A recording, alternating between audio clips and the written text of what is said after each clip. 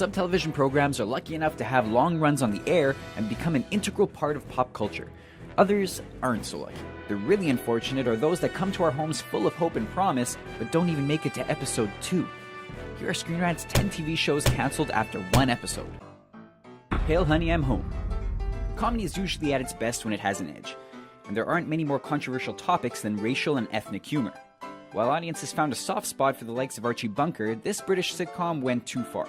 Starring characterized versions of Adolf Hitler and Eva Braun, the romantic couple sees their happy life crumble around them when they become neighbors to a Jewish couple, and it's easy to understand why there were problems with the premise.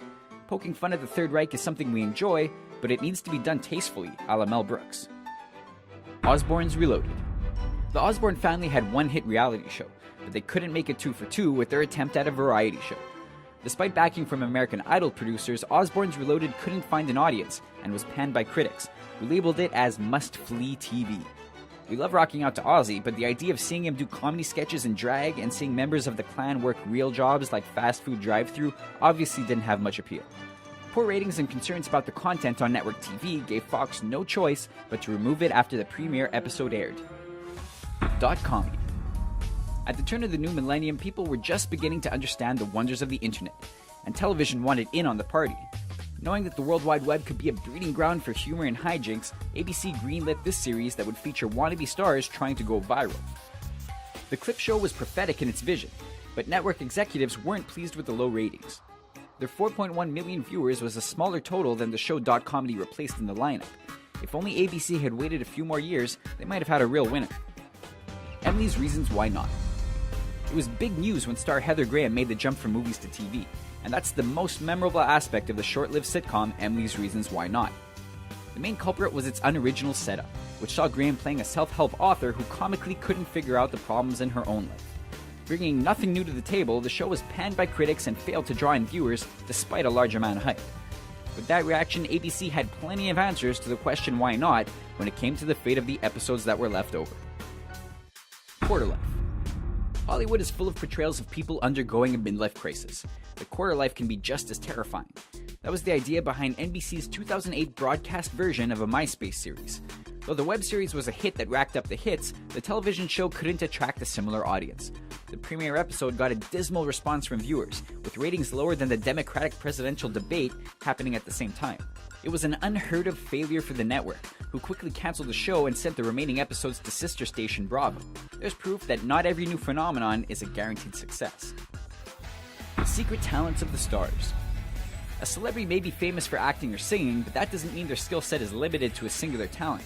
CBS intended to show how gifted our favorite stars were with a 7-week reality competition featuring big names like Joe Frazier and George Takei.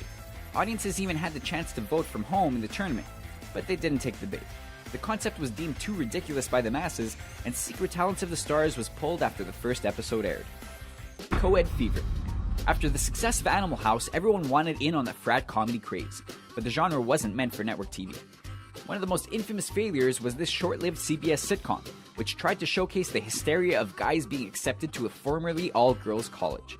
Uninspired with its setup and character development, Co-ed Fever never made its regularly scheduled time slot. The special preview night episode that aired was so low rated and trashed by critics, the network pulled the plug right there.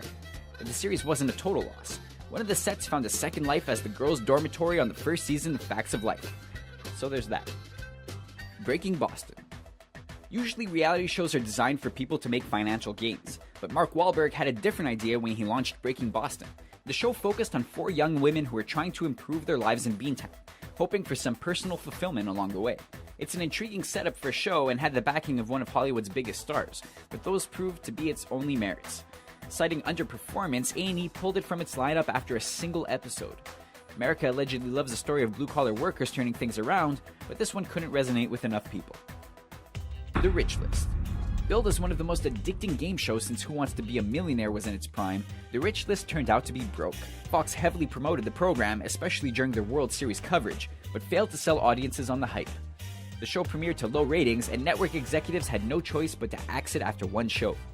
The premise was revived on the GSN program called The Money List, but that iteration lasted only 9 episodes. As much as audiences love watching game shows, it's clear that there's a rule to decide which ones make the cut and which ones go home. Ford Nation.